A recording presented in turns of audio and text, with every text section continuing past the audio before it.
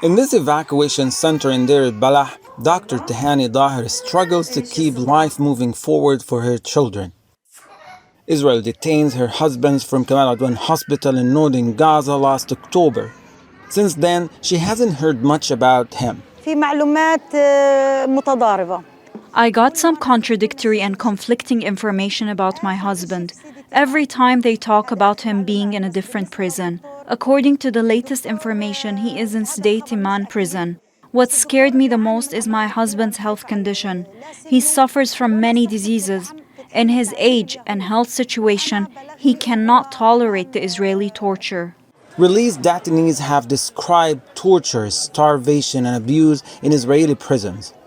At least 2,500 Palestinians have been detained from northern Gaza, including dozens of medical staff. That's according to the Palestine Center for Prisoner Studies.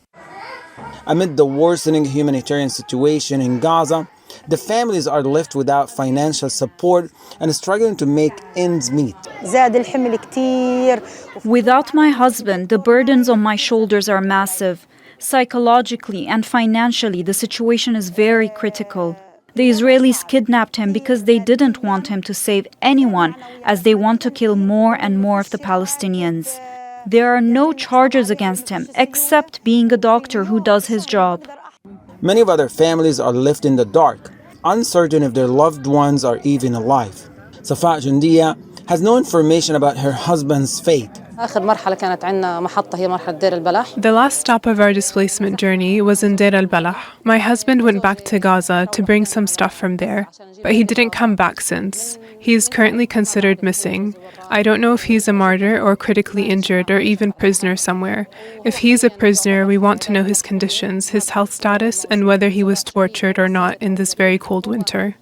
Safa's children have been forced to take on responsibilities far beyond their age.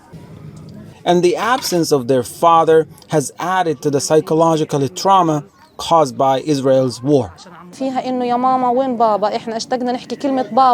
The children are asking me a lot about their father because they miss him so much. They want their father to be with them. During every shelling and attack, they ask about their father and where he is. For families, the wait for answers feels endless. They cling to hope even as their lives are upended. With no words on the welfare of their loved ones, these families are asking for something more immediate, justice and their return. Hani Mahmoud, Al Jazeera from Deir el-Balah City, Palestine. Make sure to subscribe to our channel to get the latest news from Al Jazeera.